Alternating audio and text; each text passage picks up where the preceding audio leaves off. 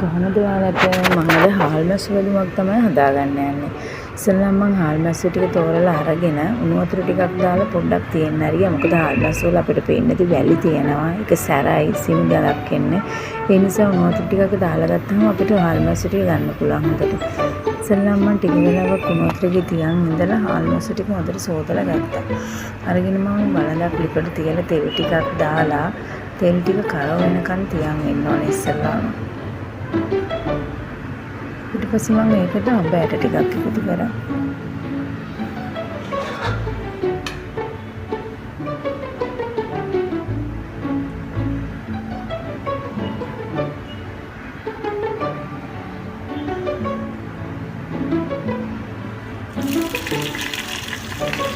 හාල් මැස්සු ටික තෙලට දාන්න තමයි තෙල් ටික හොඳට රත් වෙන්න ඕන.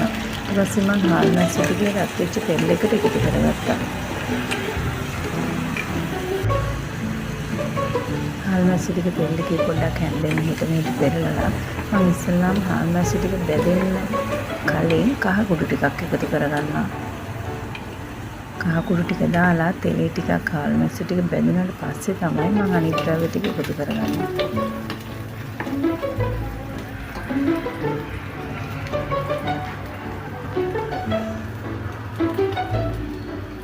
මම ඒකට දාන්න කපාගත්ත ලුණු ගෙඩියක්, අමිරිස් කර දෙකක්, රම්පේ කරපිංචා.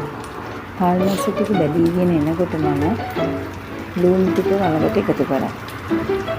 අමිරිස් ටිකයි රම්පේ කරපිංචා ඒ සියලුම දේවල් වලකට මම එකතු කරගත්තා. මම ලුණු ටිකක් තිරේ පොඩ්ඩක් තැම්බෙන්න දෙනවා. ලුණු ටික තෙලේ තෙම්පරාද වෙනකොට හරි සුවඳයි. හාල් මැස්සු ටිකයි ලුණු ටිකයි තෙම්පරා දුන්නාට පස්සේ මම ඒකට එකතු කරගන්නවා කෑලි මිරිස්. කෑලි මිරිස් ටිකක් එකතු කරලා මම දෙකේ ටිකක් කරලා තේන්න වෙනවා. ඊට පස්සේ මම ලුණු එකතු කරගන්නේ මම හාල් මැස්සු එකට අවසානයේ. මොකද හාල් මැස්සු සමහරක් කවවල ලුණු තියෙනවා. ඒ නිසා මම ලුණු බලලා තමයි අවසානයේ ලුණු මදි නම් විතරක් මම ලුණු ටිකක් එකතු කරගන්නවා. මම මේක හදාගත්ත රැට ගන්න. දන්නවද මම මොකටද හදාගත්තේ කියලා? සුදුපත් එකක් උයලා සම්බෝලයක් හදාගත්ත උඹලකට දාලා ඒකට කියවපු කෑම මේක. හරිම රසයි. හදලා බලන්න ඔයාලා. මගේ වීඩියෝස් බලන ඔයාලට ගොඩාක් ස්තුතියි. මම ෆලෝ කරලා තියාගන්න. මම වීඩියෝ එකක් දාන්න සැනින් ඔයාලට බලන්න පුළුවන්.